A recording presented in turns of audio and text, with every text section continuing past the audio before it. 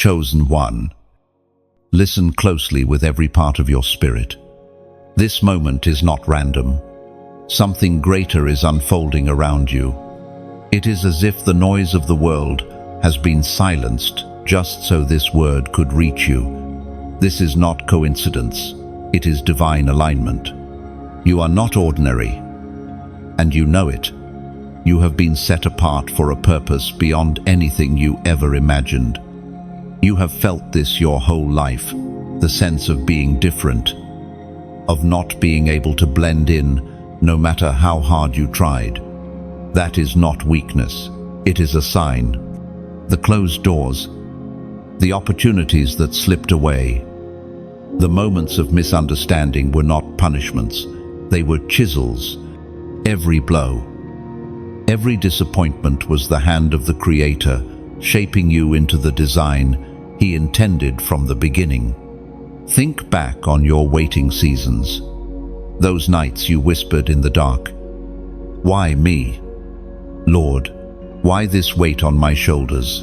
And yet, in those nights, heaven whispered back, "Because you are chosen, because you carry something the world has not yet seen.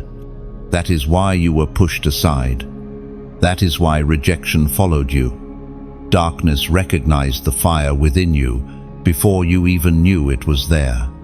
Let me remind you of another chosen one, Ruth, a young widow, broken, in a foreign land with no title and no security.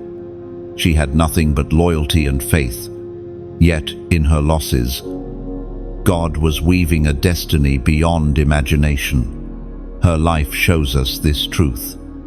No circumstance can stop the destiny of one who is chosen when they walk forward in faith. The Spirit spoke through the prophet Jeremiah. Jeremiah chapter 1, verse 5. "Before I formed you in the womb, I knew you. Before you were born, I set you apart, appointed you a prophet." These words are not just history, they are your blueprint. Before you were even born, your life was marked with a mission. That is why you are still standing despite storms. You are like a seed buried deep in the earth. From the outside it looks lost, forgotten, even dead. But beneath the soil, it is pushing, growing, preparing to break forth. That is you. Picture your life as a bow being pulled back. The further the string is drawn, the stronger and farther the arrow will fly. Every struggle has been pulling you back, not to break you, but to release you with greater force into your destiny. And when the moment comes, nothing will stop the speed and accuracy of your rise. Chosen one. You do not need perfection to be used. You only need surrender. In weakness, His strength shines. In smallness, His glory expands. Every fall you've risen from, every wound that healed when it should have left you broken, these are proof that heaven's hand has been holding you all along. Now, the awakening begins. And it's not only for you. Your destiny is connected to lives around you. Some chains will only break when your voice is lifted. Some doors will only open when you take a step. Some generations will only heal when you obey the call. Do not hesitate. This is your moment of response. If these words resonate deep in your soul, open your heart and act. Comment the number 77 below, not for me, but as a prophetic act between you and heaven, declaring that you have heard and you are ready. And if you know someone else who needs this word, share it. One share could save someone from giving up, like this message. Subscribe if you haven't yet, and stay connected to what God is revealing. This is only the beginning. You are standing on the edge of divine revelation. And what is coming next will not just alter your path, it will ignite it. This is your invitation to rise. You may have doubted yourself, but heaven has not doubted you for a single moment. The very breath in your lungs is evidence that your purpose is not finished. You are alive because there is more to do, more to become, more to reveal. Do not despise the waiting season. Just as gold is refined by fire, so too your spirit is being refined. Every delay has hidden intention. Every setback is preparation. And every scar is a testimony. The story you carry is not only for you, it will unlock hope in others who have walked through the same valley. Chosen one. Step boldly into this chapter. The world needs your light. The storm you survived is the storm that proves your strength, and what's ahead will silence every doubt. From the very beginning, the mark has been upon you, not visible to the human eye, but written into the fabric of your spirit. You may have thought it was coincidence that you always felt set apart, but it was design. When others seemed to flow easily with the crowd, something inside you resisted. When friends chased after things that never satisfied, you were restless, searching for something deeper. This restlessness was not an accident. It was the whisper of destiny inside your soul. Some of your earliest memories carry evidence of this calling. Do you recall how you often felt misunderstood? Even as a child, the world saw weakness where God had planted sensitivity. That sensitivity was never a flaw, it was a gift. The antenna of your spirit tuned to frequencies others could not hear. Where others overlooked pain, you felt it deeply. Where others ignored injustice, you burned with righteous anger. These were the first signs of the mark of the chosen. Many times, you asked yourself why you seemed to walk heavier roads than those around you. Why disappointment seemed to follow you like a shadow. Why betrayal came from the very ones you trusted most. But even in this, there was a pattern. The chosen are rarely celebrated in the beginning. Instead, they are tested, refined, and set apart in the shadows before they are revealed in the light. Think of Moses, hidden away in the desert for 40 years before he stood before Pharaoh. Think of David, anointed as king while still a shepherd boy in the fields, overlooked even by his own family. These stories mirror your own, unseen, underestimated, but never forgotten by heaven. Your path was never ordinary, because your destiny is not ordinary. Some doors were closed because you were never meant to walk through them. Some friendships dissolved because they could not carry the weight of your calling. Some dreams shattered because they were too small for the vision God had for you. You did not lose, you were redirected. And though at the time it felt like rejection, it was protection. There is a mystery in the way God marks His chosen ones. The mark is invisible, yet undeniable. It is what causes your spirit to recoil when you're about to settle for less than your purpose. It is what wakes you up in the night with a sense that more is required of you. It is what makes you uncomfortable when you try to live like everyone else. The chosen cannot live comfortably in mediocrity. Something inside always stirs, always reminds them they are set apart. Think of your life as a tapestry. From up close, all you saw were tangled threads, knots, and uneven lines. It didn't make sense. But if you could step back, you would begin to see the picture forming, the careful design that each moment of pain and joy has been weaving. This mark, this divine seal on your spirit, is the golden thread running through it all. There are seasons when this mark felt more like a burden than a blessing. You carried weight, others did not. You carried questions no one else seemed to ask. You wondered if perhaps you had been forgotten, if perhaps you were just imagining things. But in those moments of doubt, heaven's silence was not absence. It was preparation. The greatest assignments are birthed in hiddenness, when no one is watching, when no one is applauding.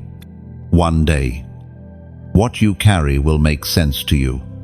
But for now, trust this: every lonely night, every misunderstood word, every disappointment, every no you received, it was shaping you. It was carving space within you, large enough to hold the destiny you were born for.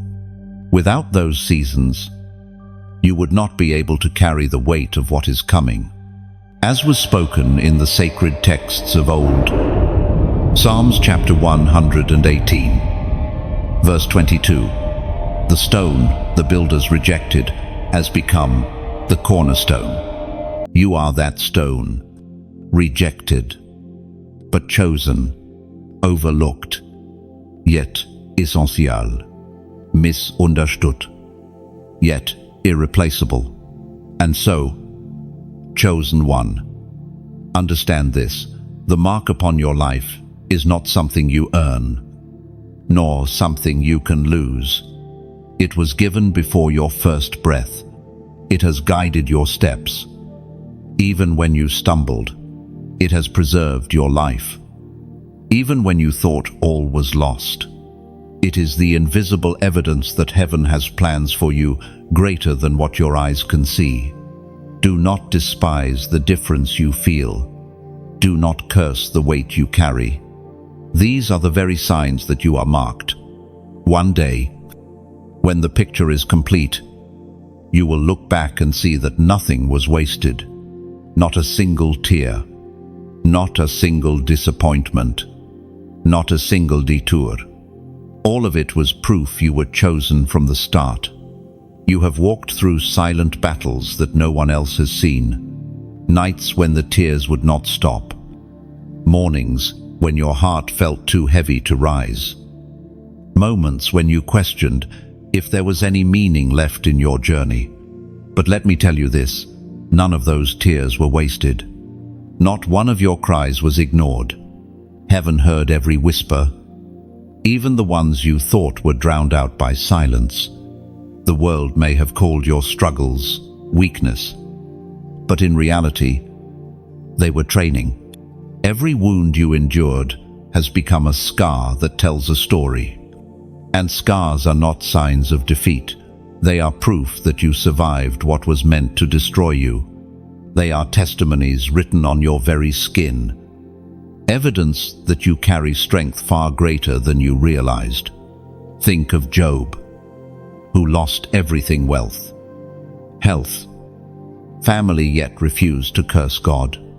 In the ashes of despair, his faith was refined.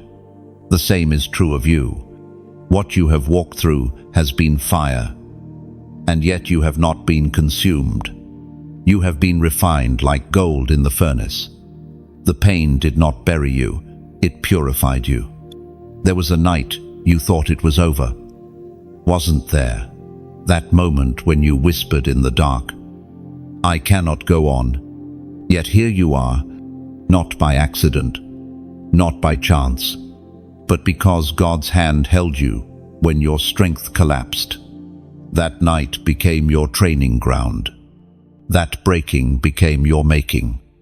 As it is written, James chapter 1, verse 12, "Blessed is the one who perseveres under trial, because, having stood the test, that person will receive the crown of life that the Lord has promised to those who love him."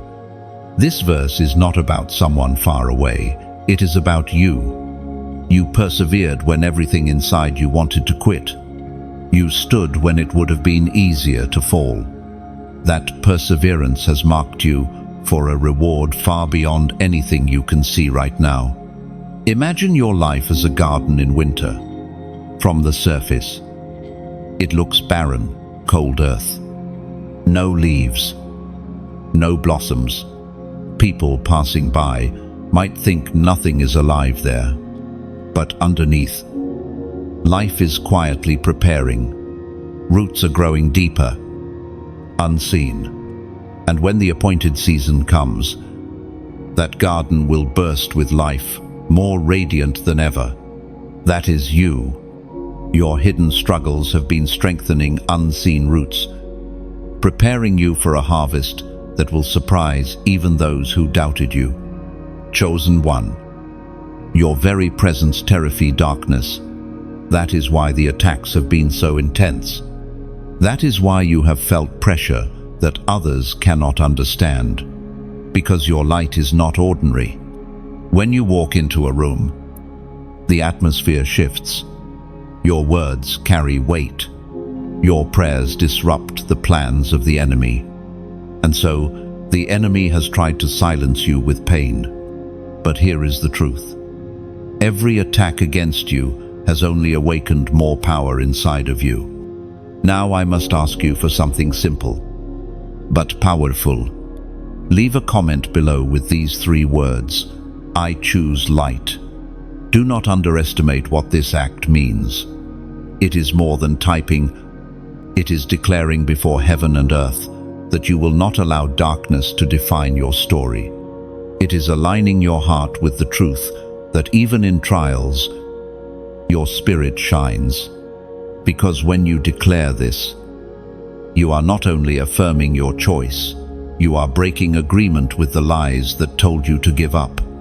You are stepping out of the shadows of fear and standing in the radiance of purpose.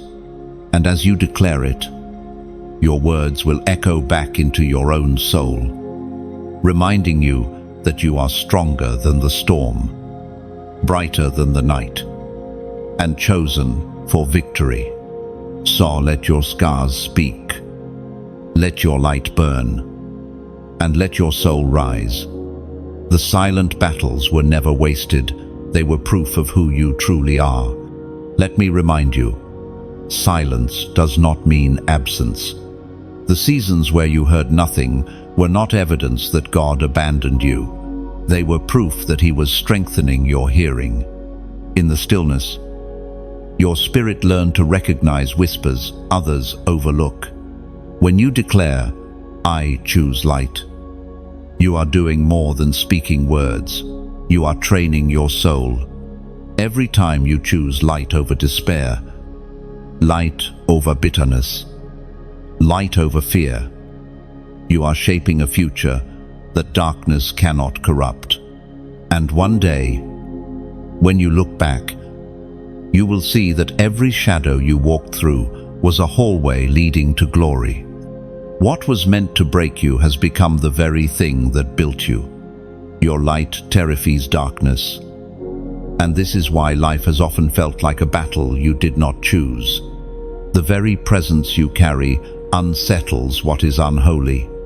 Environments shift when you walk in. Conversations alter when you speak. And unseen forces scatter when you lift your voice in prayer. This is not your imagination. It is the effect of the divine spark within you. There are people who never understood why they felt uncomfortable around you. Even when you did nothing wrong, you carried truth that exposed what they tried to hide. You carried light that revealed what darkness wanted to keep secret. And because of this, rejection came. Not because you lacked value, but because your very being disrupted the comfort of compromise. Think of Jesus, who walked in perfect love and yet was despised by many. His presence unveiled hidden motives, exposed hypocrisy, and shattered illusions. Light does not need to announce itself. It simply shines, and shadows flee. This is what has happened in your life. You have been a carrier of light even before you knew its full measure. Sometimes you have wondered why attacks seem to come from unexpected places. Betrayal from friends, misunderstanding from family, opposition in places where you thought you would find support. But this is the nature of light. It draws both attraction and resistance. Moths are drawn to it, while shadows retreat. You have experienced both. The Word of God declares in the book of John, chapter 1, verse 5, "The light shines in the darkness, and the darkness has not overcome it." That light is within you, not borrowed, not temporary, but planted deep within your spirit. And the truth is this: no matter how great the darkness around you, it cannot extinguish what God Himself ignited. The enemy may attempt to dim it through discouragement, weariness, or lies. But even at your lowest, your light remains. Picture a lighthouse on a stormy night. Waves crash against it. Winds howl. Rain lashes against its frame, but the beam continues to pierce through the storm. Sailors lost at sea do not need the storm to stop. They need the light to guide them. In the same way, your life has been a beacon.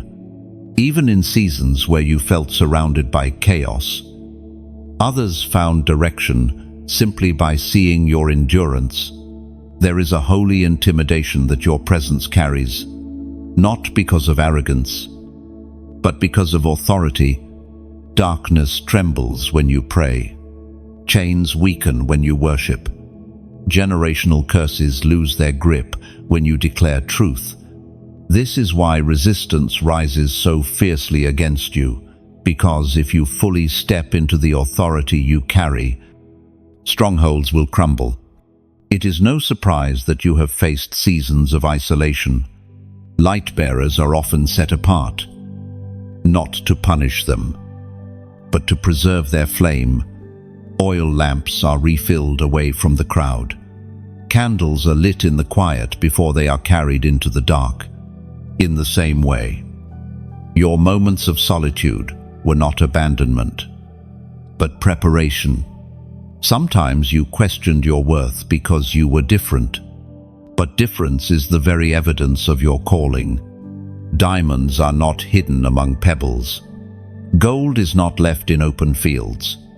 The precious is always set apart. And so have you been. Think of Gideon, who saw himself as the weakest of the weak. Yet when God called him, He addressed him as mighty warrior. Why? Because heaven does not see through the lens of human opinion. Heaven sees through destiny. Heaven sees the flame within you. This light inside you is not fragile, it is eternal. And though you may feel weary, though life has pressed you hard, nothing can extinguish what God Himself breathed into you. You are not called to blend into the shadows. You are called to stand, to shine, to disrupt. And this is why life has pressed you so deeply, because pressure proves power. Diamonds form under immense weight. Stars shine brightest in the night sky. And you, chosen one, reveal your radiance in the places others would give up. Do not fear the darkness. It has already lost. What surrounds you cannot overcome what is within you. The more the night deepens, the brighter your flame will appear. And though many may not understand you, they will not be able to deny the impact of your light. The truth is simple, yet profound. You carry something eternal, and no storm, no shadow, no voice of opposition can undo what God has placed in you. So stand, even if you stand alone. Shine, even if others resist it. For your light is not just for you, it is for those who are still wandering in the dark, searching for the way home. The shift is here. You may not see it yet with your natural eyes, but deep within, you sense it. Something is changing. For years, you felt like your life was stuck in a cycle of waiting, as if you were walking through endless seasons with no visible breakthrough. But now, The atmosphere is shifting. The weight you carried for so long is beginning to lift. The battles that once seemed never-ending are losing their power over you. This is the turning point. You are stepping into a season where the seeds you planted in faith will finally begin to break through the soil. Just like a farmer who waits patiently through long nights of rain and sun, trusting that what is unseen beneath the ground is growing, so too has your faith been quietly producing results. And now, the first sprouts are beginning to emerge. The waiting was never wasted. Every silent prayer, every hidden act of obedience, every tear that fell into the ground has been noticed by heaven. You thought you were forgotten, but the truth is, you were being prepared. God does not forget the labor of His chosen. He rewards it in His time, as was declared in Galatians chapter 6, verse 9. Let us not become weary in doing good, for at the proper time we will reap a harvest if we do not give up. That proper time is closer than you think. Picture yourself as a candle in a dark room. For years you've burned faithfully, even when no one noticed the flame. Now, suddenly, others begin to see the glow. They gather near you, finding warmth and hope in what you carry. And the more you shine, the more lives are touched. But there is something else I must say. These words, these moments we share, are not just my offering to you. They are part of a larger mission. When you tap the like button, it is as if you are striking a match. Each flame joins the fire and makes it brighter. When you share this message, you are like a messenger carrying bread to the hungry someone's soul may eat because you gave. When you subscribe, you are planting your roots deeper into this garden, ensuring that you will always drink from the living stream of truth. And when you donate, it is as if you pour oil into the lamp. No one sees the oil, but everyone sees the light it produces. Every act is voluntary, but together they form the chain of light that keeps hope alive. I will never tell you that you must give. God loves a cheerful giver, one moved by love, not pressure. If you feel led, your donation becomes more than money. It becomes seed. A single apple seed does not produce one apple, but an entire tree, and that tree produces fruit for years to come. So too will your gift bear fruit long after it leaves your hands. Let me tell you a picture. Imagine a lighthouse standing by the sea. One lightkeeper tends it day after day. But when storms rage, the flame can waver. Yet when others bring oil, the light never goes out. That lighthouse saves countless ships.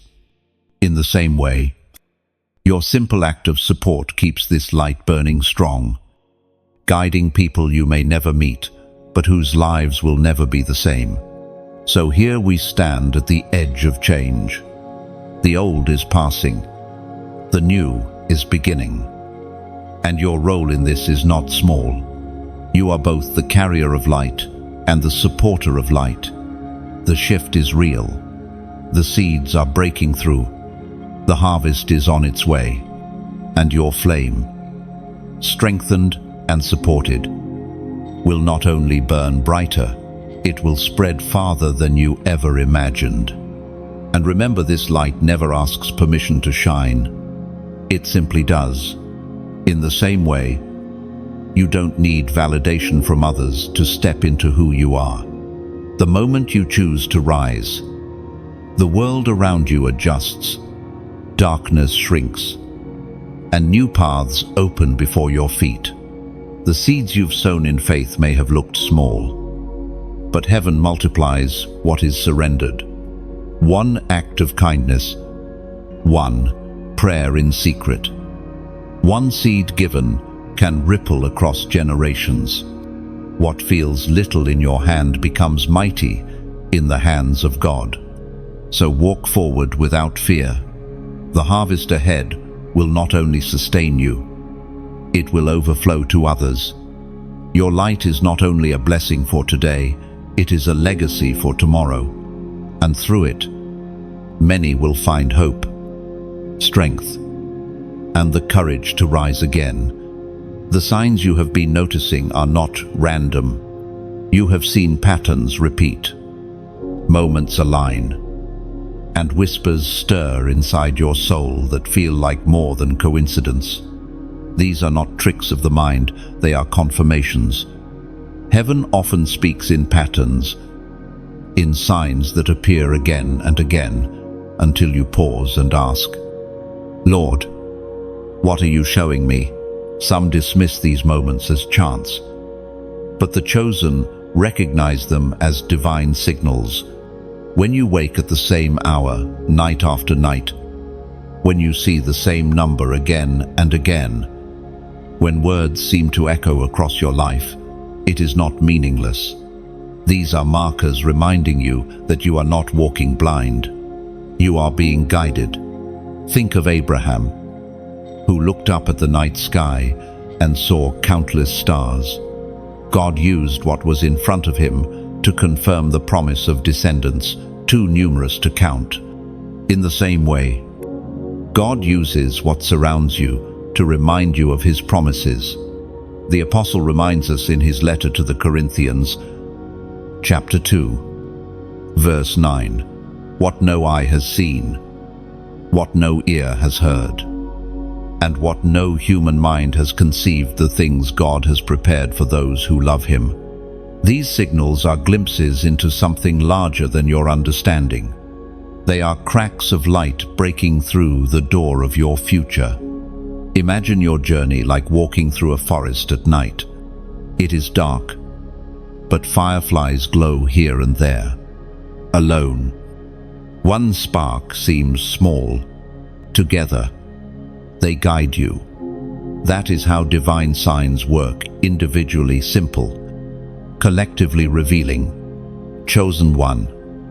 The numbers and moments you notice are prophetic fingerprints. Just as a fingerprint is unique, so too are the ways God confirms his guidance.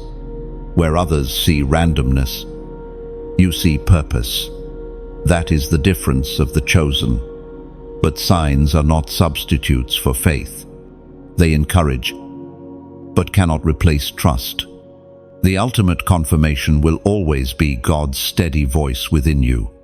Yet signs are whispers reminding you you're on the right path.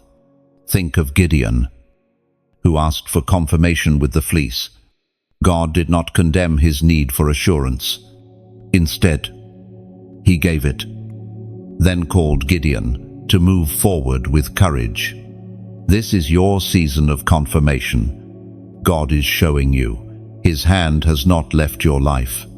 The very fact you are hearing this word is itself a sign.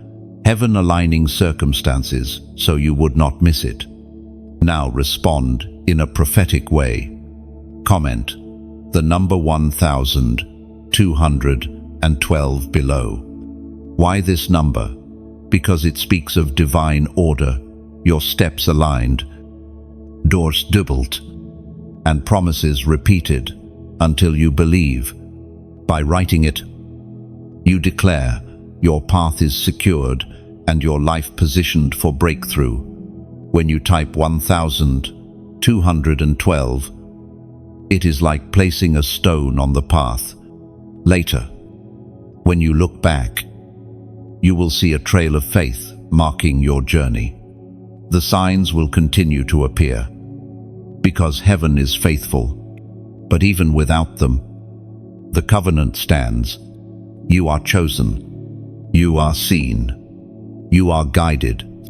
Every step, whether confirmed by patterns or silence, carries you closer to the promise written over you before your first breath. So pay attention. Do not dismiss what others overlook. Heaven is speaking, and your heart knows it. Your awareness of these fingerprints will strengthen your faith and awaken others searching for hope in their darkness. The signs are real. The alignment is unfolding. And your response, even in the smallest act, declares to the unseen world, I will not give up. I recognize the voice of God. I am moving forward. And let me unfold this number more clearly. 1212 is not coincidence. It is a prophetic echo. The first 12 speaks of order, of foundations, of the 12 tribes of Israel and the 12 apostles, symbols of structure and divine government. It means your life is being brought into alignment, no longer scattered, no longer unstable. The second 12 is the doubling of promise. When heaven repeats itself, it is not for lack of power, but to emphasize certainty. Just as Pharaoh's dream was given twice in Genesis to confirm it was firmly decided by God. So this double 12 tells you the promise over your life is sealed, unshakable, and ready to unfold. So when you write 1212, you are declaring, my steps are ordered, my foundation is secure, and my promise is doubled. It becomes more than a number. It becomes a covenant between you and heaven, a reminder etched in time that you are walking in alignment with destiny. There comes a point in every chosen one's journey where a crossroads appears.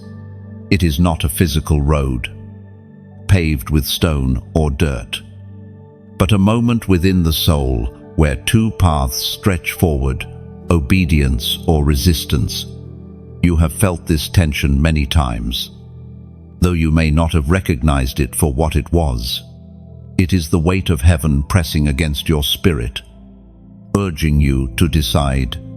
The crossroads is rarely comfortable. One road is wide, easy, and appealing. It promises comfort, immediate relief, and approval from the world. But its end is emptiness, the kind that leaves the soul thirsting for more. The other road is narrow, steep, often lonely.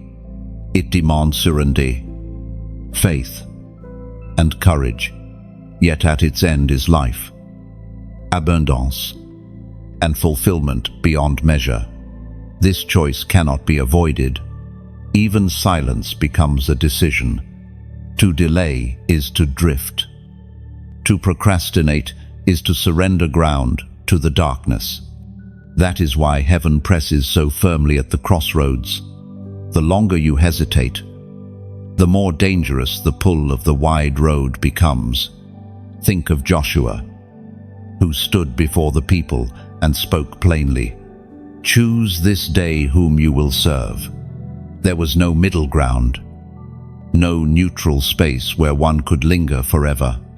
The moment required clarity, a line drawn in the heart. The same clarity is required of you now. You have felt the tug of compromise, the temptation to take the path of least resistance. Perhaps it was in relationships that drew you away from your purpose. Perhaps in opportunities that glittered but carried no true substance. Or perhaps in silence, when you knew you were called to speak, but fear sealed your lips. These are the moments where the crossroads appears. And each time, heaven waits for your answer.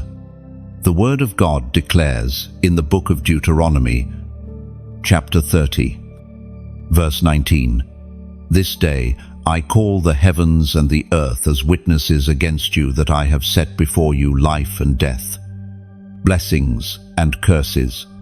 Now choose life, so that you and your children may live." Notice how the choice is framed. It is not about rules, but about life itself.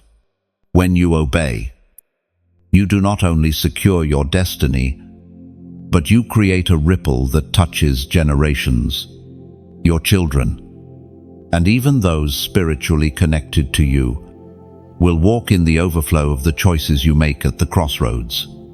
Imagine a river dividing into two streams.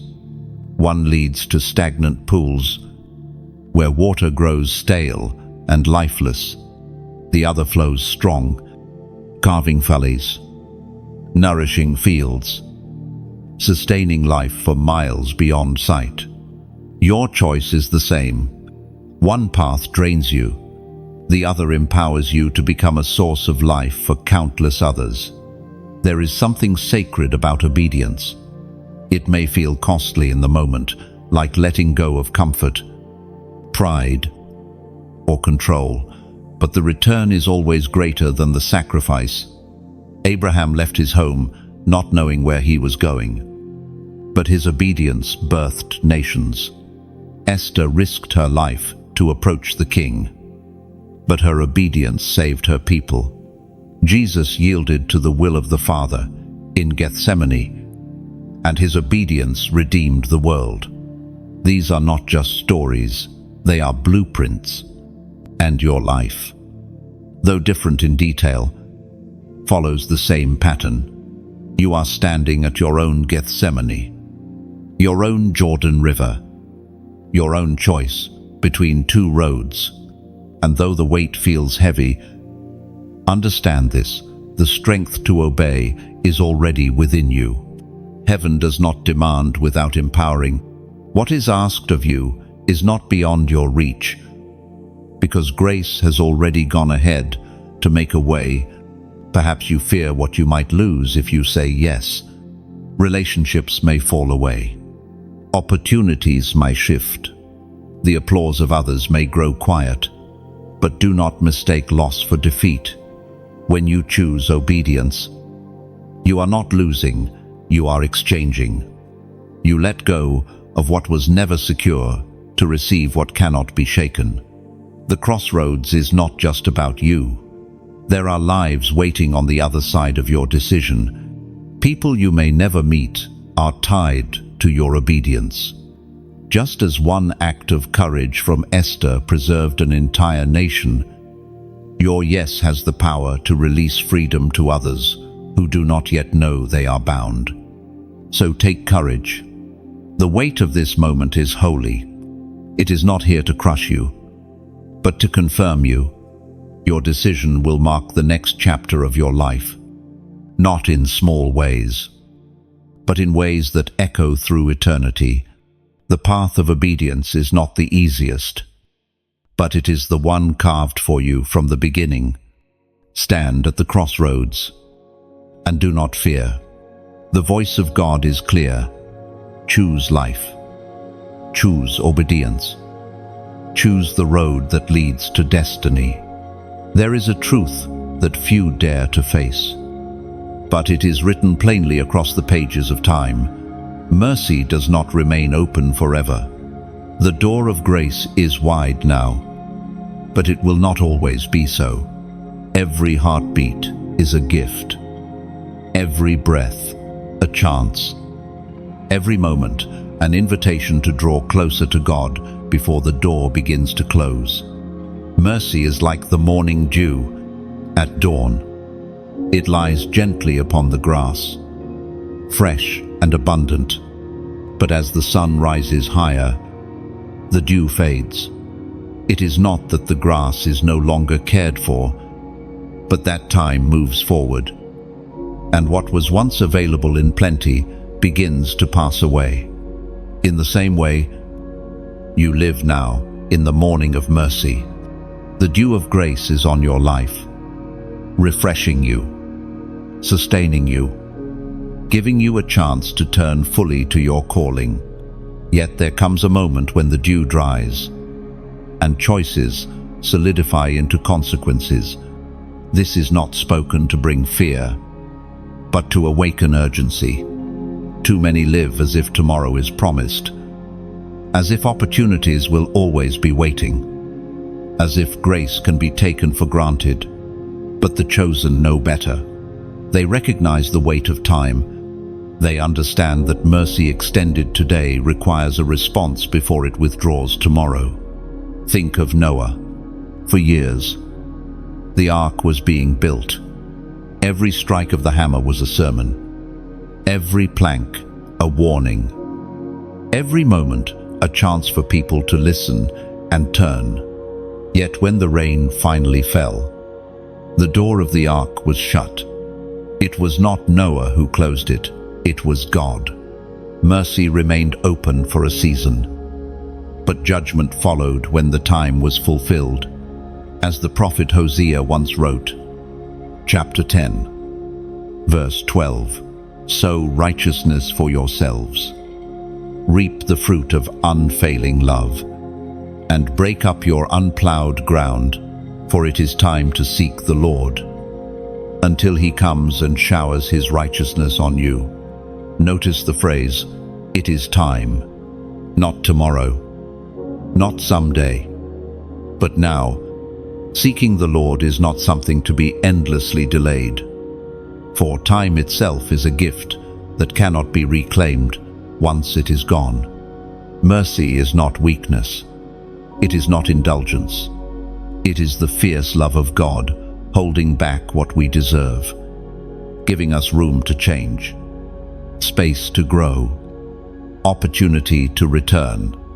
But when mercy is refused again and again, when warnings are silenced, when the heart hardens, then mercy steps aside, and the consequences arrive. Imagine a candle burning in the night. It gives light, it gives warmth, but the wax grows thinner with every passing moment. If one ignores it, eventually the flame will go out. So too is mercy bright and steady now, but not endless. The wise recognize the urgency and draw close to the light while it shines. You have been given this season not as punishment, but as invitation. Every struggle that humbled you, every delay that tested you, every wound that made you question, these were not meant to destroy you, but to lead you back into the arms of mercy. Do not mistake God's patience as absence. Do not confuse his silence with approval. Mercy is space for repentance, not permission for rebellion. There is a holy weight in knowing this truth. The chosen cannot afford to waste time. Others may wander, but you are marked. Others may ignore, but your spirit feels the pull. That is the sign you are awake when others sleep. You feel the urgency when others are distracted.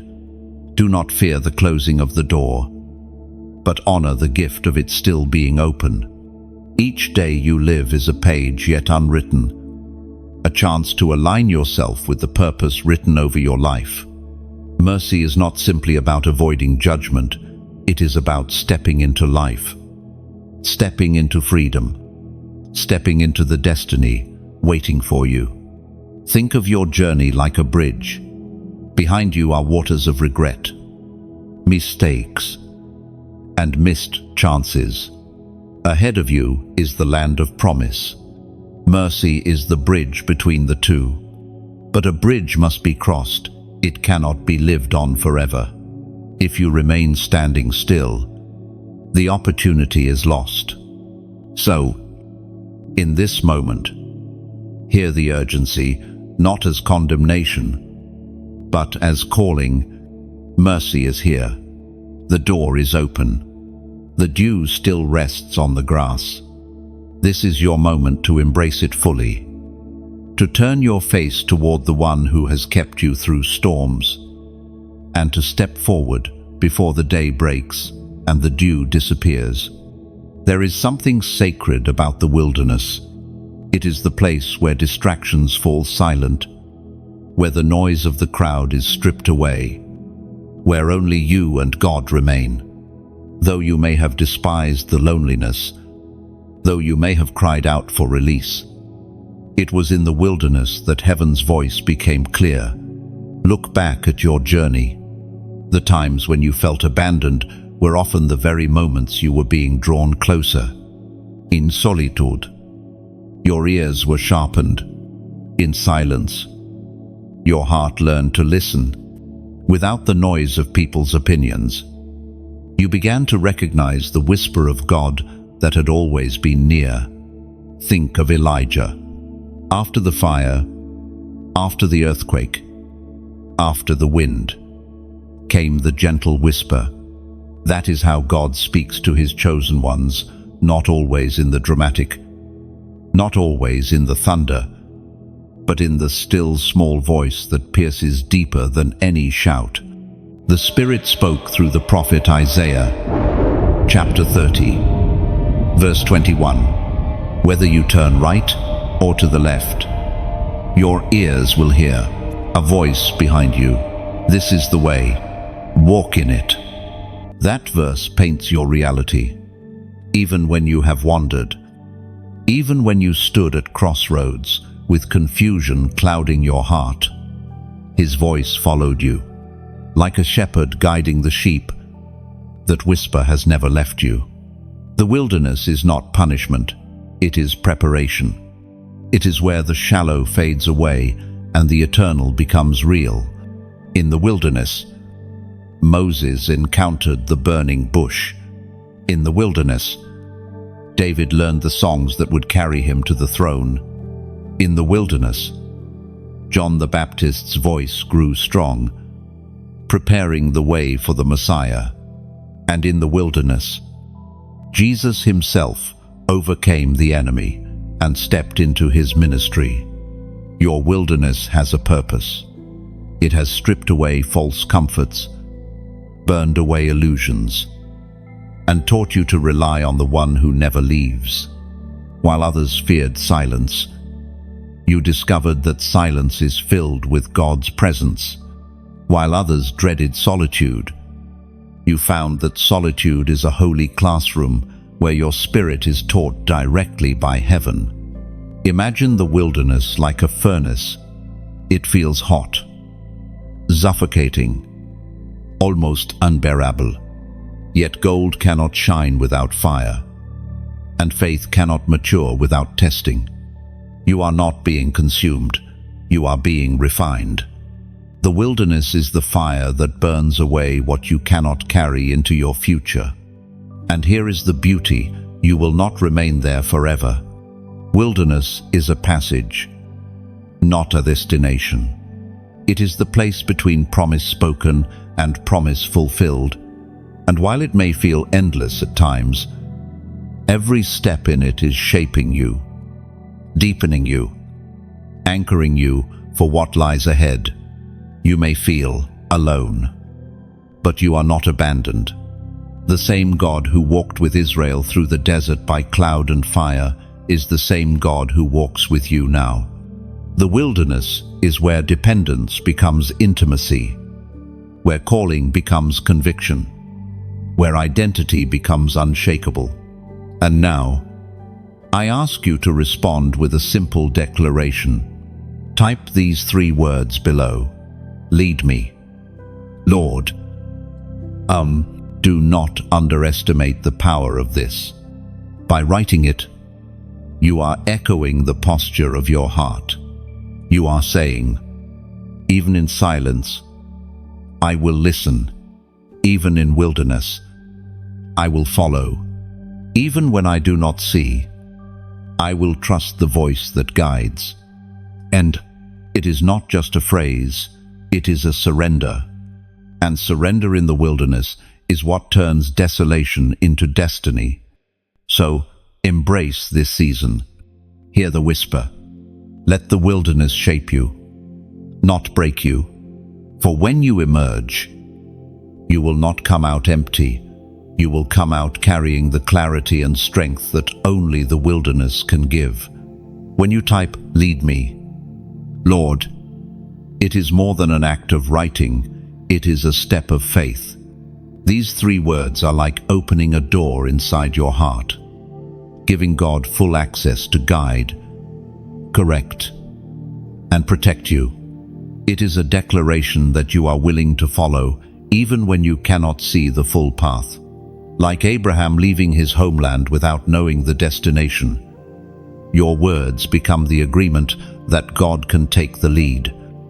while you walk in trust. And it is also a reminder to your own soul. In moments of doubt, in seasons of silence, those words echo back to you. I asked the Lord to lead me. That echo will steady you when the wilderness feels long, and it will carry you forward into the promise waiting beyond it. The journey begins to unfold now. For years, you have carried questions in your heart. Why the delays? Why the battles? Why the silence? Yet all along, heaven was writing a story that required time. Every chosen one has an assignment, and yours is beginning to take shape. What once seemed like scattered pieces are now forming a picture. Your assignment is not just a task. It is a mantle. It is not something you merely do. It is who you are. The weight you carry. The compassion you feel. The fire that burns in your spirit. These are not random. They are evidence that heaven trusted you with something unique. Imagine an archer preparing for battle. He does not send every arrow in the same direction. Each arrow has its target. Each bowstring is pulled for a purpose. You are that arrow. The stretching and pulling you felt in past seasons was not to destroy you, but to launch you. But with every assignment comes responsibility. You are not stepping into comfort, you are stepping into purpose. And purpose always costs something. It may cost your pride, your comfort, your plans, even your own timing. But it will never cost you more than what it gives in return. As was written in the letter to the Ephesians, chapter 2, verse 10, for we are God's handiwork, created in Christ Jesus, to do good works, which God prepared in advance for us to do. That verse reveals the truth. You were designed for this before you ever took your first breath. Your life was woven with threads of destiny, and now those threads are pulling together into a garment that will clothe you with authority, influence, and impact. Think of your life like a bridge. Each plank was laid through the seasons you endured: rejection, growth, waiting, revelation, alone. Each plank may not seem significant, but together they form the bridge that allows you and others with you to cross into new ground. This is your assignment, to be a bridge for others, carrying them from despair to hope, from confusion to clarity, from fear to faith. Assignments are rarely easy. Moses argued that he was not eloquent enough. Jeremiah felt he was too young. Esther risked her life to step before the king. Yet each one discovered that heaven does not call the qualified. It qualifies the called. The same is true for you. And now, let me speak about the mission we share in this space. These messages are not just words. They are part of a living assignment, flowing through me, but designed for you. Together, we extend this light further than one voice could carry alone. That's why I must gently invite you. When you like this message, it is like adding another stone to the bridge, making it stronger for others to cross. When you share it, it is like carrying a torch into another village, so that no one sits in darkness without knowing light exists. When you subscribe, it is like planting your roots deeper into fertile soil, ensuring you remain nourished by every new word heaven releases here. And when you donate, it is like pouring oil into the lamp. The flame burns brighter, not just for you, but for every soul who still searches in the night. This is not pressure, not a demand. It is invitation to willingly add your piece to the story. Just as every drop of water feeds a river, every act of support strengthens the flow. Think of a symphony. One instrument alone cannot fill the room. But when many join, the music moves hearts and shakes atmospheres. Your involvement is like adding your note to the song. I want you to understand, giving, whether of attention, sharing, or resources, is never about buying a blessing. It is about releasing what is in your hand so it can multiply. The boy who gave 5 loaves and 2 fish did not buy a miracle. He simply released what he had, and it fed thousands. And even if you do nothing today but listen, know this: you are still chosen, still loved, still marked. But if your heart stirs, let it be your free choice. When giving is born out of freedom, it becomes worship. So now you stand at a threshold, whether by encouraging words, sharing so others may find hope, subscribing to stay connected, or donating as oil poured into the lamp. Every action is holy when done with a willing heart. The assignment is unfolding. Your arrow is ready to fly, and the world is waiting for the impact of your yes. There comes a moment when a chosen one realizes that their life is not only about survival, it is about ignition. You were not placed here merely to endure the weight of your own struggles. You were called to become a torchbearer, someone whose very existence sets others alight with hope, courage, and faith. A torchbearer does not shine only for themselves. The flame they carry is meant to be passed on, to light the path for those who stumble in the dark. This is why your battles have been so fierce. The enemy has not only feared what you could accomplish for yourself, but what your fire could awaken in others. Think of the Olympic flame, carried from one runner to the next. The flame itself does not diminish by being shared. It multiplies. One light becomes many, and soon an entire stadium blazes with fire. Your story is the same. Every scar, every breakthrough, every lesson you have carried is fuel for the flame that now burns in you. And when you walk into rooms, people sense it, even if they cannot name it. The prophet Joel once declared, chapter 2, verse 7, "They charge like warriors, they scale walls like soldiers. They all march in line, not swerving from their course." This is what it means to be a torchbearer. You are not wandering aimlessly. You march with purpose, with a light others depend on, even when you feel weak. Your presence inspires strength in others, because they see that you did not quit. Imagine a lighthouse standing on a cliff.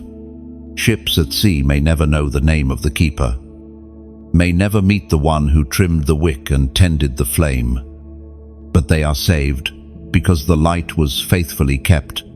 That is you. You may never see the full extent of how your life influences others, but heaven says, and eternity records it. And perhaps this explains the weight you have carried. Light bearers attract both seekers and resistance. Some are drawn to you because of the hope you radiate, while others resist you because your fire exposes what they would rather keep hidden. Do not mistake their resistance as rejection. It is often recognition that you carry something they cannot ignore. Think of your heart as a lantern.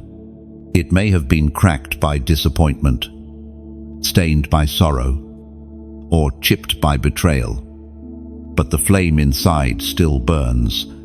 And in truth, the cracks only make the light more visible. Others are drawn not to your perfection, but to the radiance of God shining through your broken places. Being a torchbearer is not about being flawless.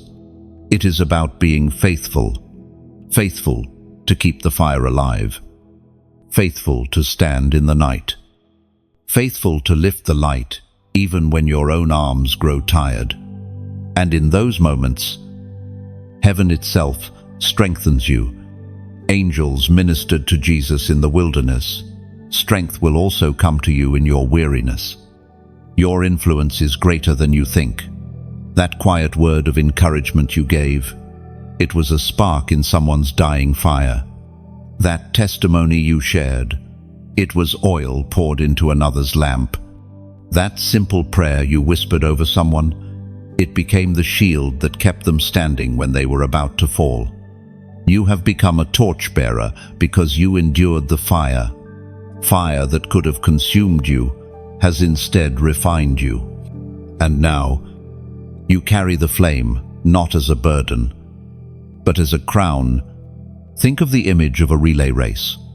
One runner pushes through exhaustion to hand the baton to the next. In that moment, it is not about the individual, it is about the legacy. You are in that same race. Your flame is not only for you, but for those who will come after you. And when you hand it forward, you will know that your endurance was never in vain.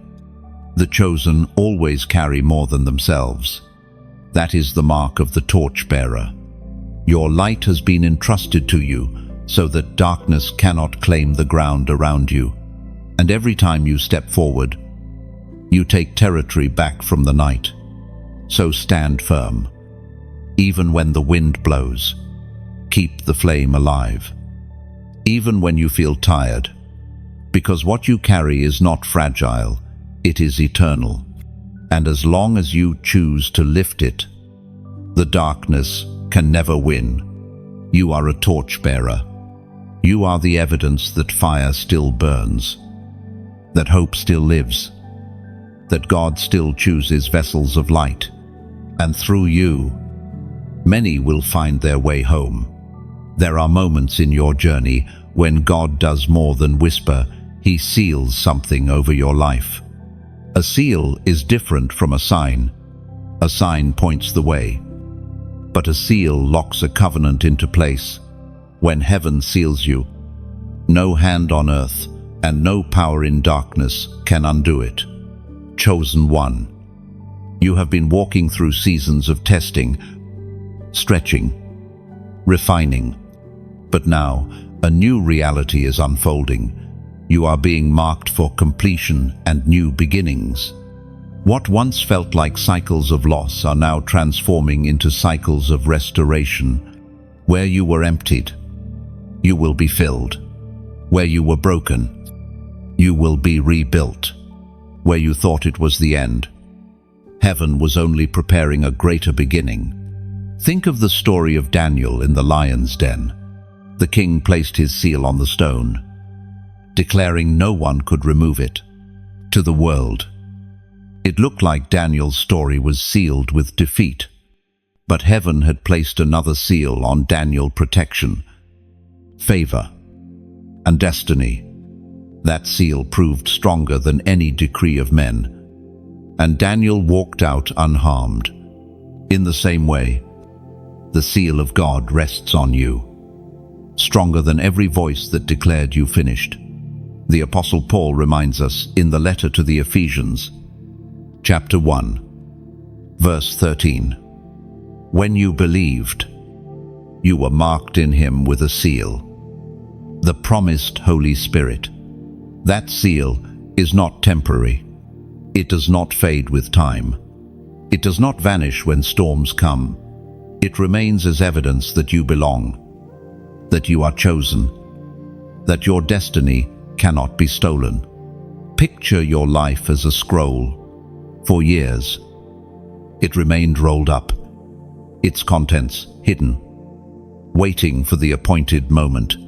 Now the seal is pressed upon it, not to keep it closed, but to declare ownership. That scroll belongs to God, and its story will unfold exactly as He has written. You are that scroll, and your seal is the Spirit Himself. The number I ask you to declare today is 888. Why this number? because it is a symbol of resurrection, of new creation, of eternity breaking into time. While 7 represents completion, 8 represents the new day, the fresh beginning, the rising after the night.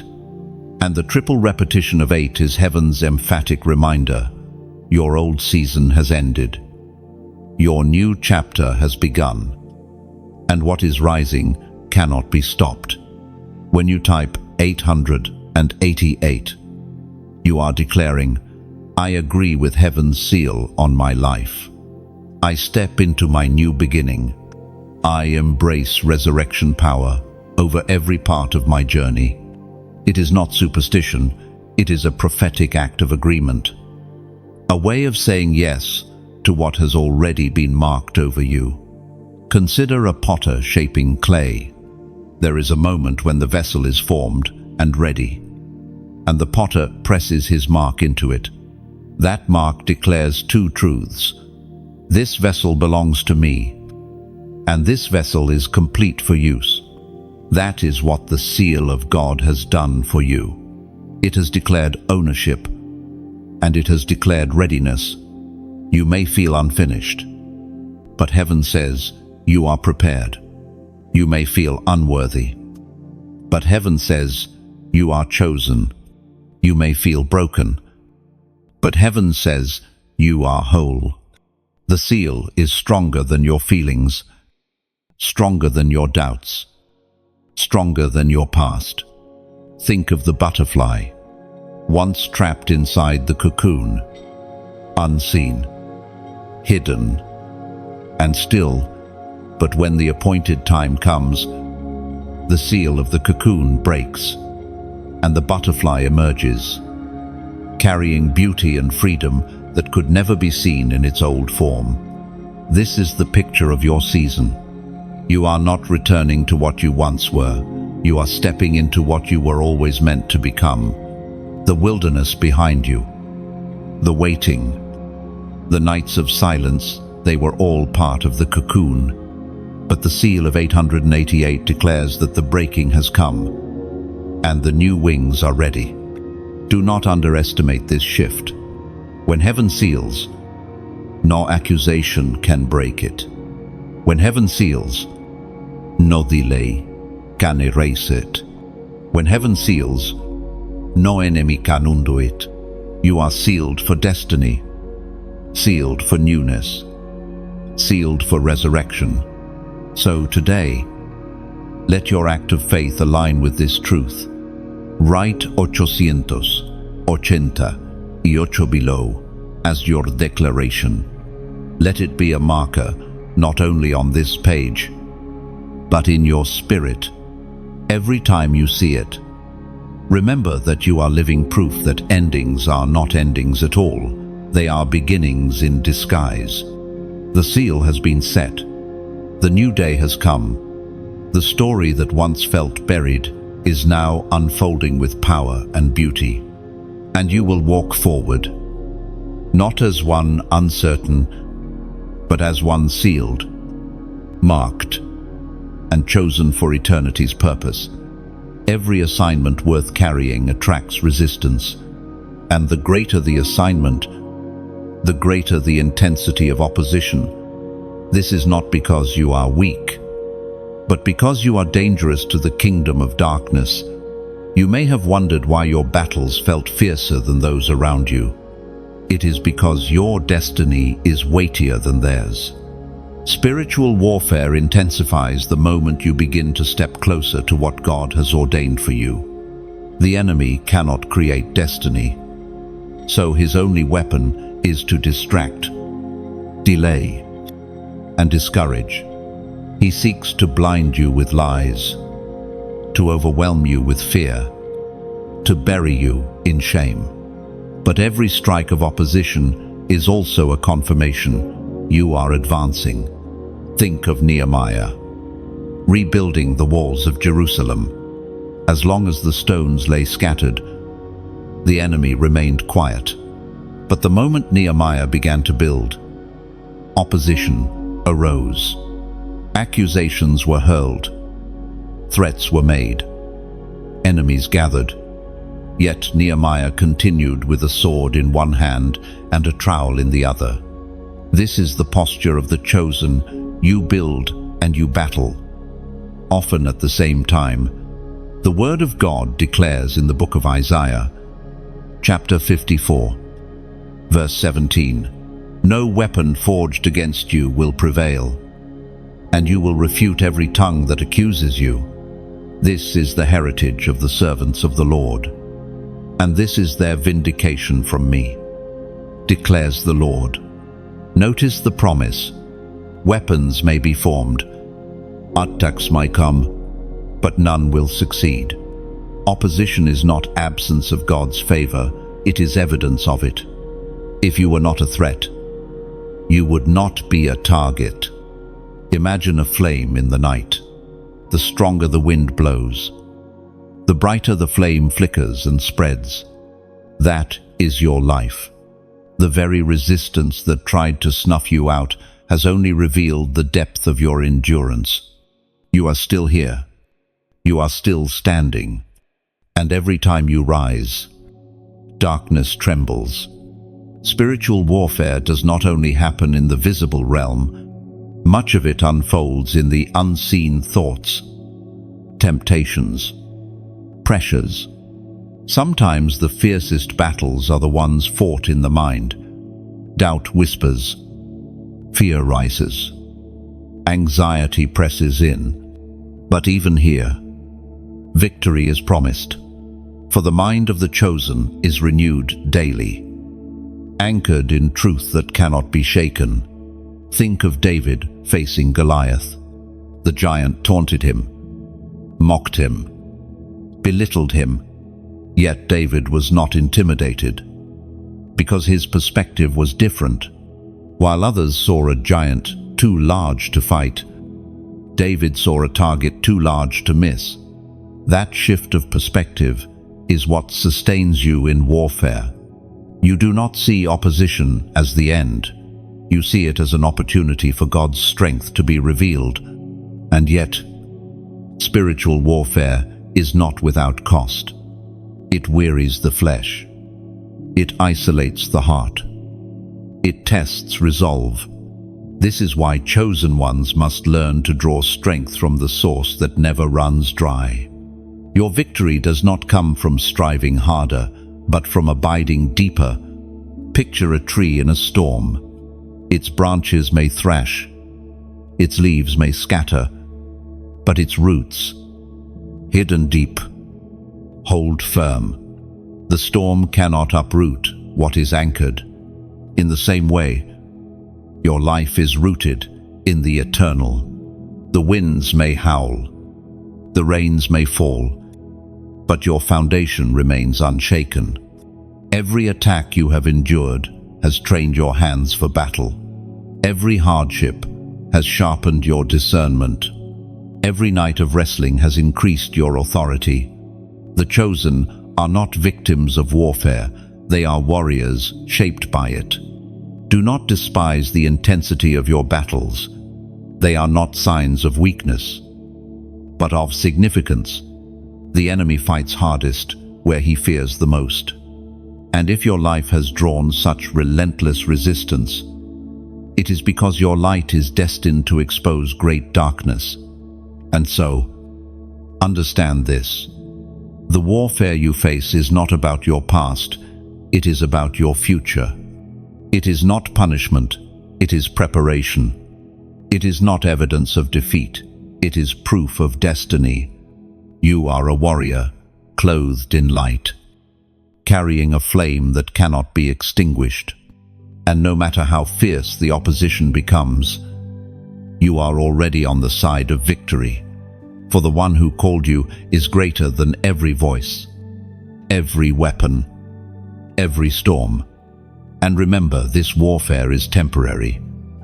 But destiny is eternal. The storm will pass, but what God has planted in you will remain. Every fiery arrow, every shadow of fear, every wave of resistance will only testify later to the strength you carried through it. Victory is not coming, it is already written into your story. There is a crown being prepared for you, not the kind that men design with jewels and metals, but a crown woven by eternity itself, one that no hand can take away. Crowns in heaven are not given for comfort or fame, they are given as recognition of endurance, obedience, and love that refuse to break under pressure. You may not see it now, but every choice you have made in faith has been shaping this crown. Every time you chose forgiveness over bitterness, obedience over rebellion, hope over despair, another jewel was added. It has been forged not in palaces, but in valleys, not in applause, but in silence, not in victories alone, but in the struggles you survived. The Apostle Paul spoke with this assurance in the second letter to Timothy, chapter 4, verse 8. Now there is in store for me the crown of righteousness, which the Lord, the righteous judge, will award to me on that day, and not only to me, but also to all who have longed for his appearing. This is your promise too. Heaven does not overlook the tears you cried when no one saw. It does not ignore the battles you fought when no one stood beside you. These unseen sacrifices are the very threads weaving your eternal reward. Think of a craftsman at work, shaping a crown by hand. With patience, he bends, polishes, and sets each gem in place. At first, the raw material looks plain and unremarkable, but under the craftsman's care, it becomes something of beauty and worth. This is what God has been doing with your life. The hardships that seemed meaningless were in fact the shaping of your crown.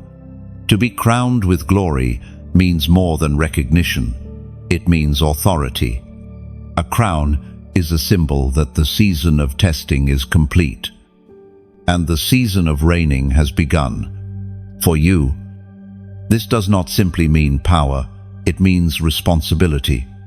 Responsibility to carry the light faithfully, to lead others with compassion, to stand as evidence that obedience is never wasted. Imagine a soldier returning from battle. His armor is scarred, his body weary, but his victory undeniable. When he kneels before the king, a crown is placed upon his head. It does not erase the scars, but it redeems them. Every mark of struggle becomes part of the story that proves his worth. So it will be with you. The beauty of the crown is not only in its appearance, but in what it represents. It declares that you did not quit, that you held fast, that you believed, even when believing felt impossible.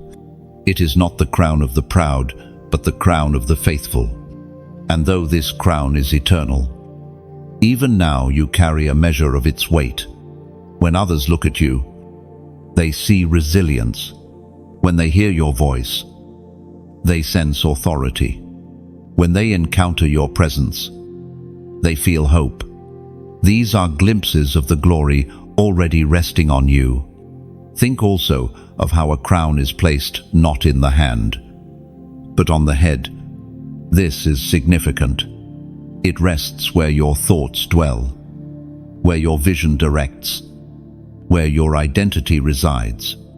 To be crowned is to have your mind renewed, your sight lifted, your identity affirmed. It is heaven's declaration, "This is mine," set apart and honored. There are many who seek crowns of this world, wealth, power, fame, but those crowns fade, tarnish, and fall away. The crown you are destined for cannot be corrupted. It does not rust. It does not decay. It is not stolen by time. It is eternal, because it is forged by the Eternal One. Even now, angels witness your perseverance. Even now, heaven records your obedience. And in time, the crown will not only be promised, it will be placed. You will hear the words that every chosen one longs to hear, "Well done." So lift your head, even in the midst of struggle. The crown is not far off. Every step forward, every prayer whispered, every act of love is moving you closer. You are not only enduring, you are being prepared for glory. The day will come when what is unseen will be revealed, when what was carried in faith will be crowned in sight. And in that moment, you will know nothing was wasted. Every sacrifice, every scar, every season, all of it was woven into the crown that now rests upon you. That crown will not just sit as decoration, it will speak of your journey.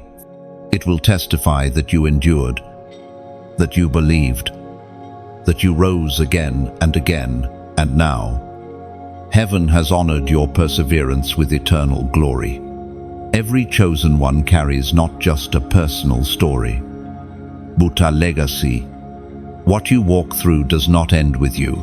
It becomes a path for others to follow. This is why your endurance matters, why your scars matter, why your victories matter. They are not only your testimony, they are the inheritance you leave for those who come after you. Legacy is more than memory. It is the fragrance that lingers after you have passed through a room, the imprint of your footsteps that guides others when they are lost. You may not realize it, but each choice you make plants seeds in the soil of time. Some seeds sprout quickly, others remain buried until future generations discover their harvest. The writings of Proverbs, chapter 13, verse 22, declare, "A good person leaves an inheritance for their children's children." That inheritance is not merely material wealth, it is spiritual strength, unshakable faith, and courage that outlasts the years. Think of Abraham. His obedience did not only bless him, it birthed a lineage of nations. Think of Ruth, whose loyalty and faith carved a place for her in the lineage of the Messiah. Think of Paul, whose letters still guide millions long after his earthly journey ended. Legacy multiplies, and yours is already unfolding. Imagine your life as a great tree. Its roots stretch deep into the soil of past struggles. Its trunk rises strong through years of storms, and its branches stretch outward to shelter those who rest beneath. Some will never know how deep your roots went or how hard the storms struck, but they will find shade in your faith. That is legacy. And here is where I want to speak with you from the heart. What we are building together here is also a legacy. These words, these messages, these moments are not just for you. They ripple outward, touching lives you may never see. And like any fire, it grows stronger when many hands add wood to the flame. That is why I gently invite you, when you like this message, it is as though you place one more branch on the fire, making the flame rise higher for others to see. When you share it, you are like a messenger carrying bread into a famine. Someone hungry will eat because you carried nourishment. When you subscribe, it is like planting your roots deeper into the soil, ensuring you continue to draw life from every new word. When you comment below, it is like carving your name into the bark of this great tree long after this moment has passed. Your words remain as testimony that you were here, that you added your voice, that your faith became part of the legacy. And when you donate, it is like pouring oil into the lamp unseen by many. but the glow reaches far into the night, guiding those who are lost. This is not compulsion. This is invitation. True legacy is never forced. It is built from acts of willing love. Each choice you make here is like a brushstroke on the canvas of something greater. Together, those strokes form a masterpiece that outlasts us all. Picture a river flowing through a dry valley. One person's drop may feel small, but as others pour in, the valley becomes a living stream. Fish return. Plants grow. Travelers find refreshment. Your involvement, whether in words, shares, or gifts, is part of that stream. You may not see every life it touches, but heaven does. And if all you can do today is listen, know that even your presence is part of the legacy. But if your heart stirs, if you feel the beauty of joining in, then let your act, whether a like, a comment, a share, a subscription, or a donation be your way of saying, I want my flame to join this fire. Because legacy is never built alone. Just as one torch lights another, we carry this mission together. What started as a whisper can become a roar. What began as a single flame can ignite 1,000, and your simple act is part of that unfolding. The crown you are destined for is not only yours, it shines on everyone touched by your obedience, your generosity, your willingness. In this way, your legacy extends beyond time. You are remembered not for what you kept, but for what you gave. So stand in this moment, aware of the power you hold. Every act of faith, every seed of generosity, every choice to keep the flame alive, these are not small. They are eternal echoes. And through them, your legacy becomes unshakable. The chosen do not live only for today. They live for the generations to come, for the voices yet unborn, for the light that must not go out. And in your hands lies the chance to keep that light burning.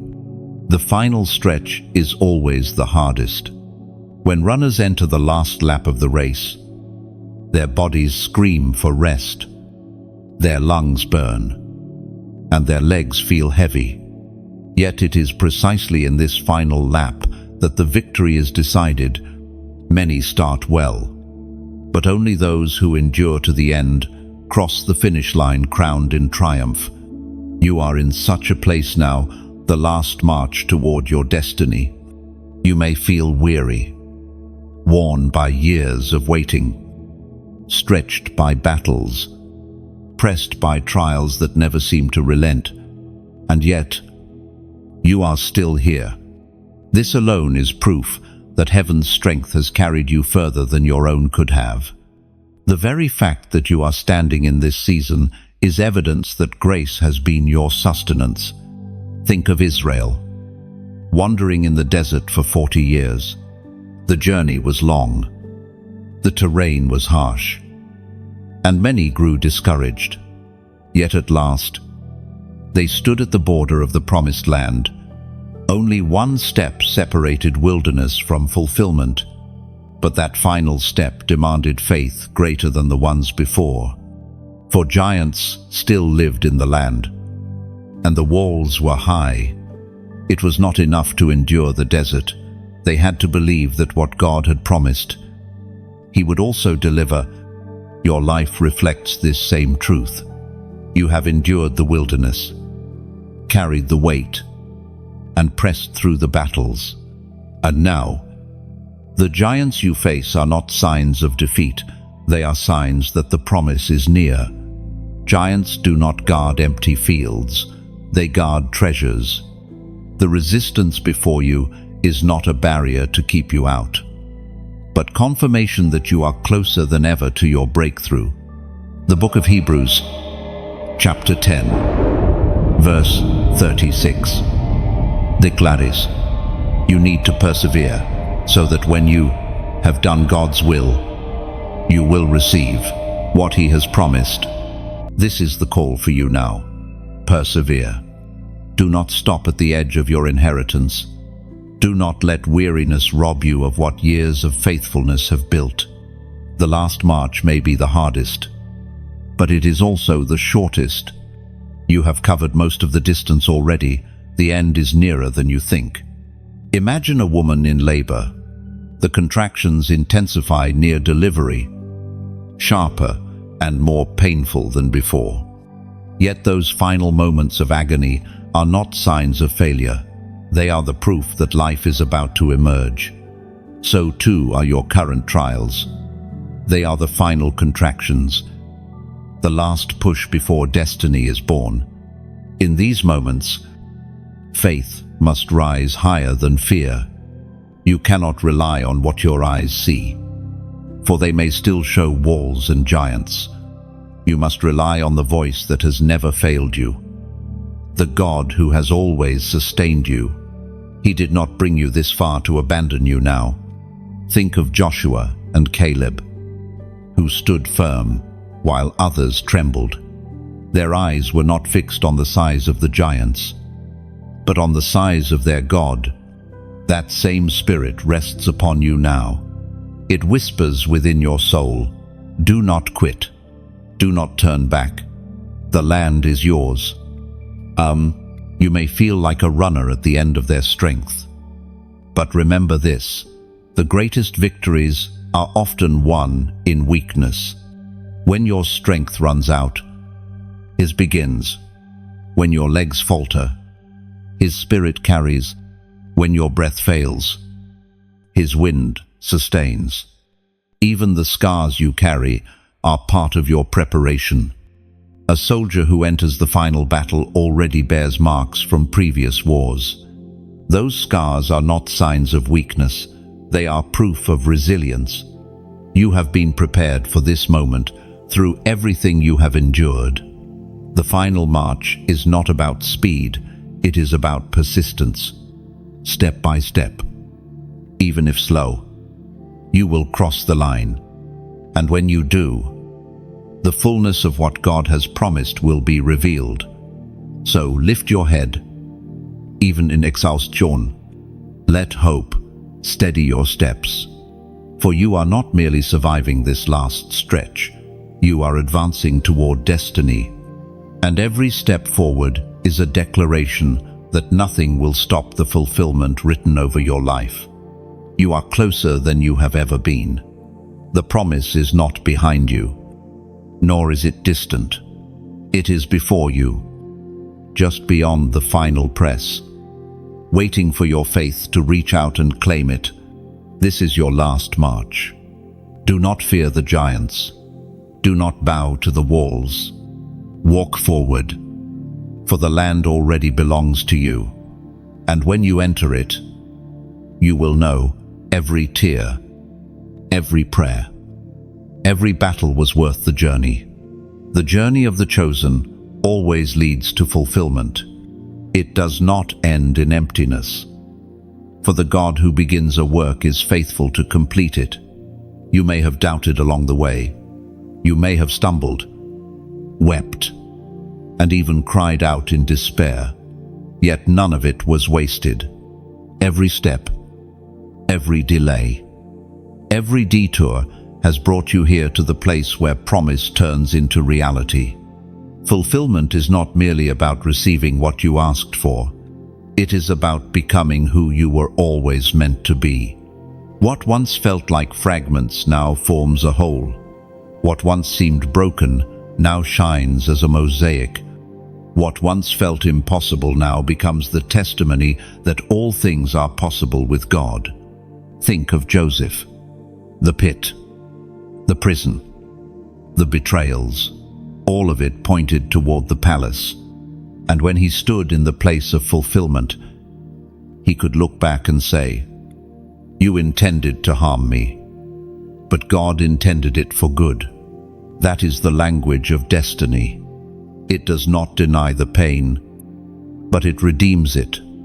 And your story, too, will carry that same declaration.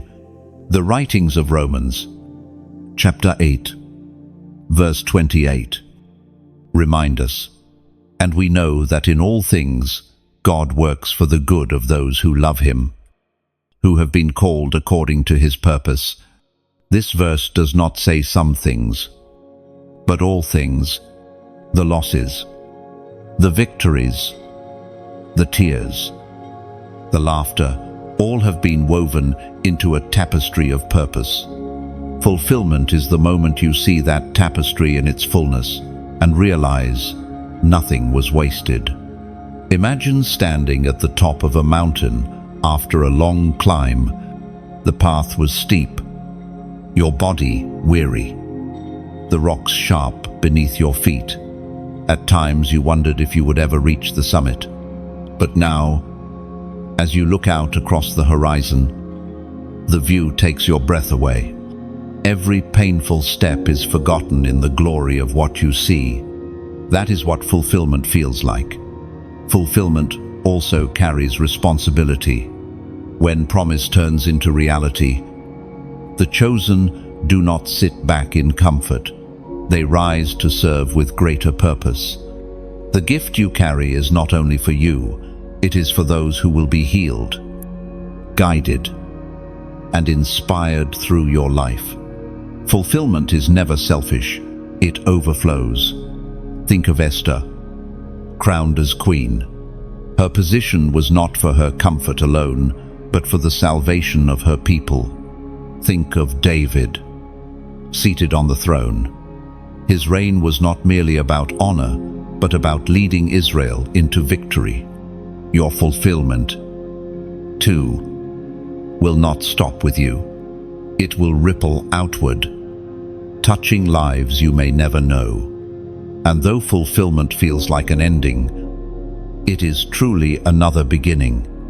The promise you step into now will open doors to new assignments, new levels of faith, new seasons of glory.